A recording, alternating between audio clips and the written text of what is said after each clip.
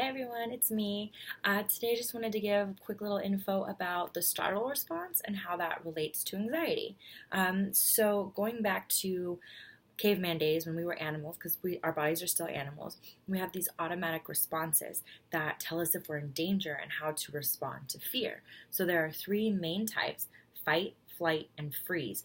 And these are signals that our brain automatically responds to when there's a threat near us. So fight is the idea of I'm going to fight back.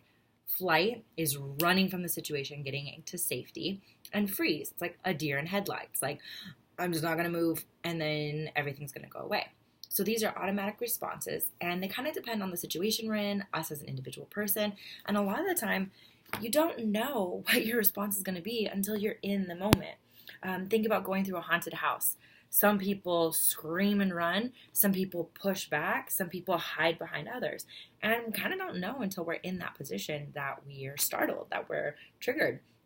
And so what happens a lot today is there are so many stressors in our lives that anxiety is kind of the result of that we can be triggered and startled by a lot of different things in just our everyday life. And that could just be based on exactly what happens, our past experiences, seeing a spider, seeing a snake, a car halting suddenly, going through an intersection where we had an accident, getting a phone call from somebody more unexpected. That all of these things can cause it. And what kind of that happens is we get in this response. So if we look at this high area is fight or flight, and down here is freeze. So if we're going through our regular day and we hit a trigger, we jump up, let's say we jump up into flight, we're ready to run. Well, after a time, and ideally we can come back down and we can find our place back in this okay zone.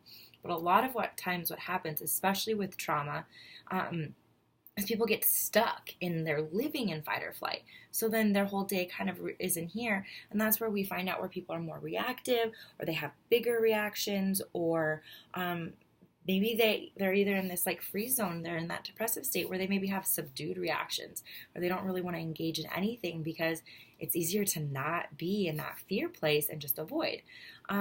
So all of these are totally normal and totally natural, but you can have control over them. There are ways, there are tools, and there's insight and awareness for you to be in control of your nervous system and that fight, flight, and freeze response. And a great way to figure that out is therapy. There's also lots of tools online. There's a tracking app called Daylio, Daylio, that I really like to kind of start tracking my mood throughout the day to know where I'm at. But stay tuned. I'll have more videos on coping skills and how to help manage that startle response, how to get back out of it, how to not hit that place so frequently. But just a little info for you today. But if you have any questions, please feel free to message me, comment. Please share this with anyone you feel may be interested, and I'll see you in the next one.